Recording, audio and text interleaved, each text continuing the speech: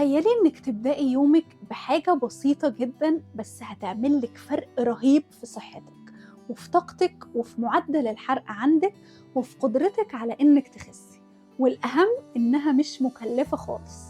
وأنا هنا بتكلم عن البيض. النهاردة هقولك ليه البيض هو أحسن نوع بروتين ممكن تبدأي بيه يومك، وإزاي ممكن يكون سر خسسانك، وهل فعلا البيض بيرفع الكوليسترول، وكمان هقول لكم ايه رأيي في الدايت بتاع البيض اللي ناس كتير بتتكلم عنه.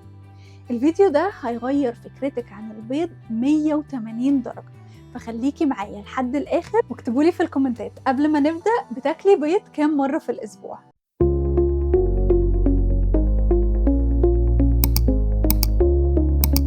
هلو، أنا آية بلال. أولا، هو ليه البيض أحسن نوع بروتين؟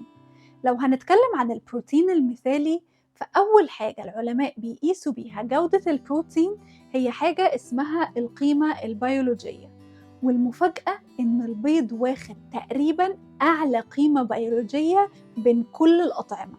يعني ببساطة جسمك بيمتصه بشكل مثالي وبيستفيد منه بنسبة 100%. طب هو ليه ده مهم أصلاً؟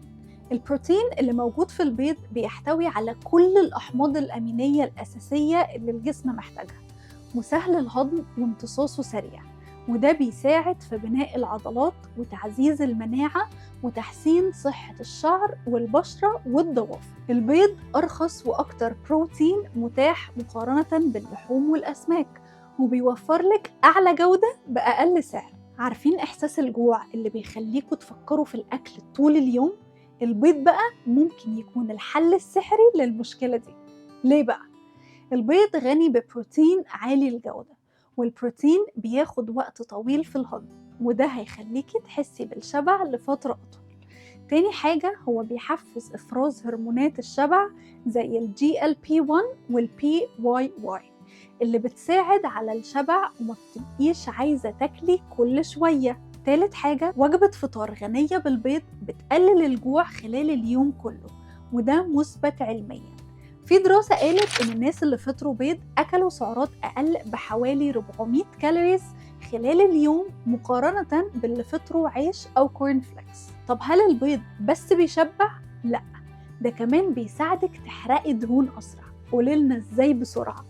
البيض مليان فيتامين B12، واللي بيساعد في تكسير الدهون واستخدامها كمصدر طاقة، وكمان هو غني بمضادات الأكسدة اللي بتحسن من وظائف الجسم وبتقلل الالتهابات، وده بيساعد في تحسين معدل الحرق.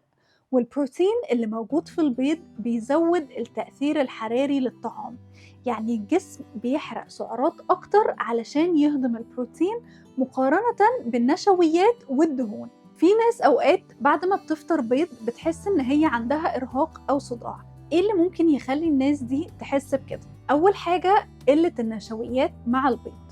لو فطرتي بيض بس من غير نشويات علشان انتي قررتي انك خلاص هتقللي النشويات او تقطعيها، دي هتبقى زي اعراض انسحاب بتاع النشويات، وعلشان جسمك معتمد على النشويات والجلوكوز كمصدر للطاقة، فبالتالي لما تحرمه من المصدر ده هتبدأ عندك زي اعراض انسحاب، وممكن تحسي بصداع أو بدوخة، بس ده بيبقى أول كام يوم بس لحد ما جسمك يتعود. بعد كده بيتحول الإحساس ده للعكس، وبتحسي بنشاط وحيوية أكتر. وتاني سبب، عدم شرب كمية كافية من المية.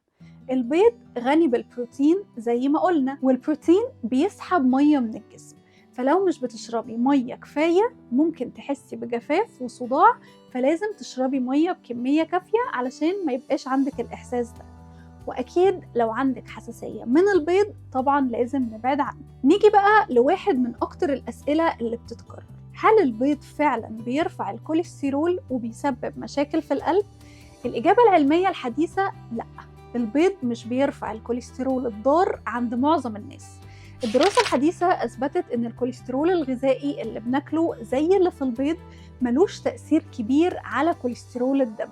البيض بيزود الكوليسترول الجيد اللي هو ال HDL، وده بيحمي القلب والأوعية الدموية. المشكلة الحقيقية مش في البيض، المشكلة في الأكل اللي بناكله مع البيض. يعني لو بتاكل البيض مع سمنة وزيت كتير، أو مع عيش أبيض أو مقليات، هنا المشكلة مش في البيض، المشكلة في نظامك الغذائي كله على بعضه. البيض بيعتبر أحسن اختيار للفطار لو عايزة تخسي، بيشبعك فترة طويلة، فبيقلل كميات الأكل اللي هتاكليها خلال اليوم، بيحسن معدل الحرق وبيساعد في بناء العضلات، وده بيزود استهلاك السعرات، بيقلل الرغبة الشديدة في الأكل، وبيخليكي أقل عرضة إنك تلجئي للأكلات السريعة أو الأكلات اللي مليانة سعرات.